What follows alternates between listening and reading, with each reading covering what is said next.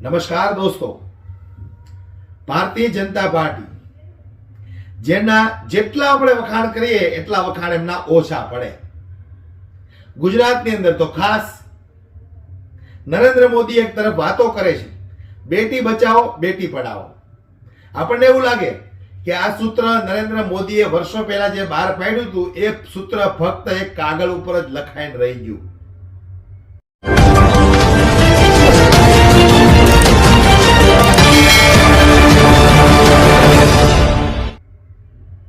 ક્યાં તમે જુઓ છો ગુજરાતની મહિલાઓ ક્યાં સેફ છે?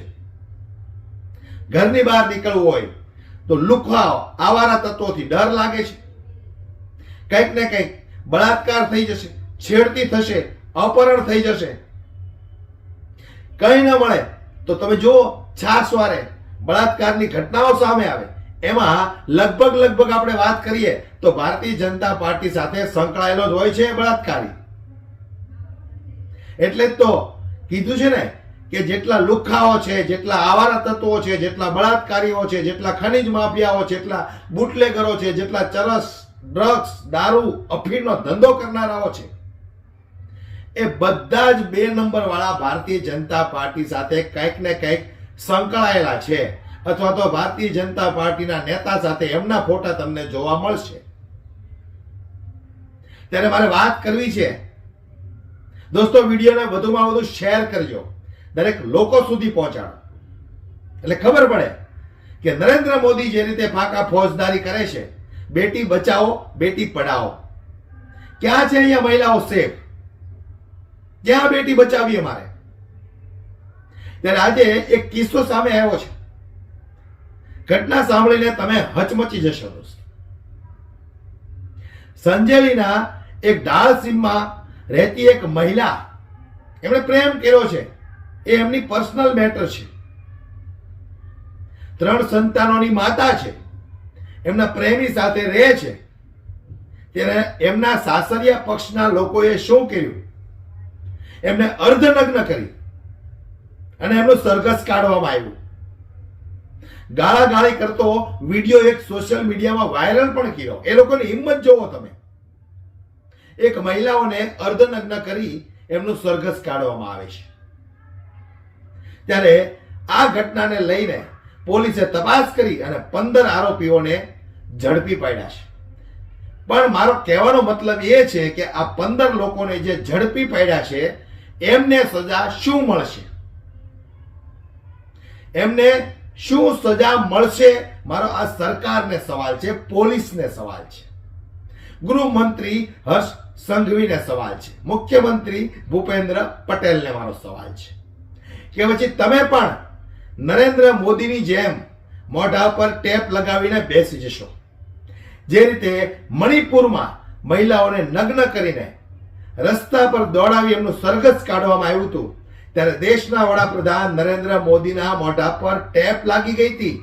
આજે એ ઘટનાને લગભગ વર્ષ વીતી ગયું, હજી એ ઘટનાને લઈને નરેન્દ્ર મોદીએ એક પણ સ્ટેટમેન્ટ નથી આપ્યું. હું પૂછવા માંગુ છું, આ મણિપુર ભારતમાં આવે છે કે વિદેશમાં આવે છે? આ મણિપુરની મહિલાઓ ભારતની મહિલાઓ નથી? જો છે તો નરેન્દ્ર મોદીના મોઢા પર ટેપ કેમ લાગી ગઈ છે? આજ સુધીમાં નરેન્દ્ર મોદીએ આ વિશે એક સ્ટેટમેન્ટ પણ કેમ નથી આપ્યું?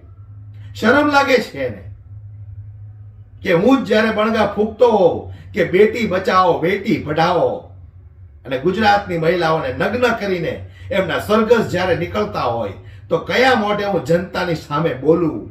શરમ લાગે છે ભાઈને, એટલે નથી બોલતા. હમણાં અમરેલીની ઘટના તમે જુઓ. રાતે 12 વાગે કાયદા વિરુદ્ધ એ દીકરીને ઘરેથી ગિરફ્તાર કરવામાં આવે છે. બીજે દિવસે સવારે એમનું સરઘસ કાઢવામાં આવે છે. એવો તો એને શું ગુનો કર્યો? જે કઈ લેટર ટાઈપ કર્યો તો એમના બોસના કહેવાના હિસાબે કર્યો હતો. એમની ધરપકડ થવી જોઈએ, એમનું સરઘસ નીકળવું પડે. 6,000 કરોડના ભારતીય જનતા પાર્ટીના નેતાઓ લોકોને બૂચ મારી દે, એમના સરઘસ નીકળવા જોઈએ. બુટલેગરો, ખનીજ માફિયાઓ, આવારા તત્વો, બળાત્કારીઓ એમના સરઘસ નીકળવા જોઈએ.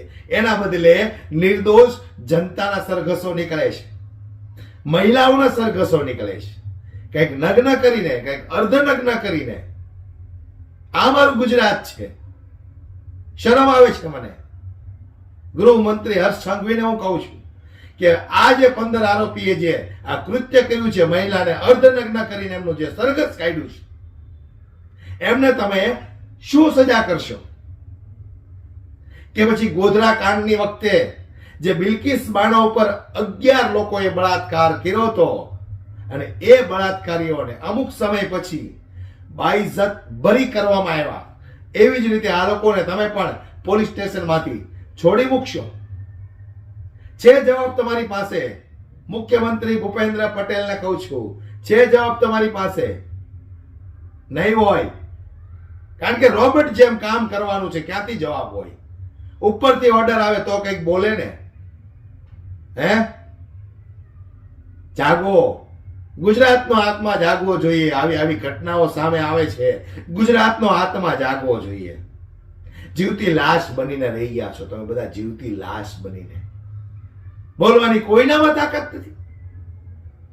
અને એ જ્યારે દીકરીને અર્ધનગ્ન કરીને રસ્તા પર કાઢવામાં આવે છે, ત્યારે ત્યાં ઉભેલા લોકો બેશરમની જેમ તમાશો જુએ છે. શરમ આવી જોઈએ.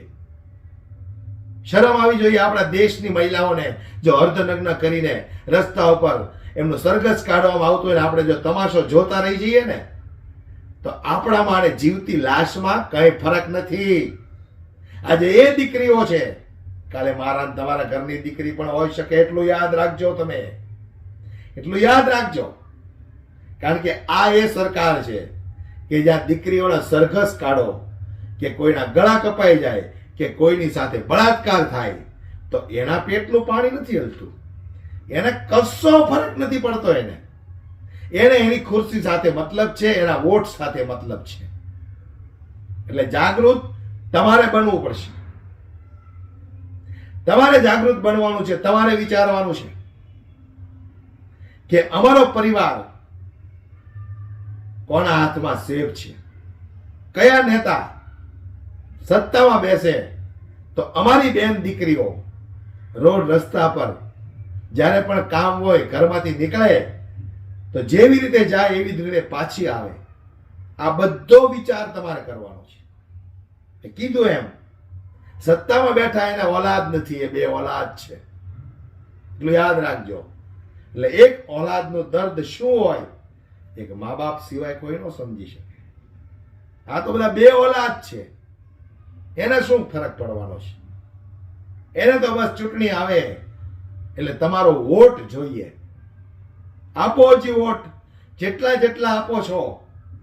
એટલે યાદ રાખજો, આજે નહીં તો કાલે એવી ઘટના બનશે તમારી સાથે કે પગ નીચેથી જમીન ખસકી જશે, ખબર પણ નહીં રહે. વિડીયોમાં બસ આટલું જ. વિડીયો વધુમાં વધુ શેર કરો, દરેક લોકો સુધી પહોંચાડો, ખબર પડે કે આ મારું ગુજરાત કોણે બનાવ્યું છે. જય હિન્દ.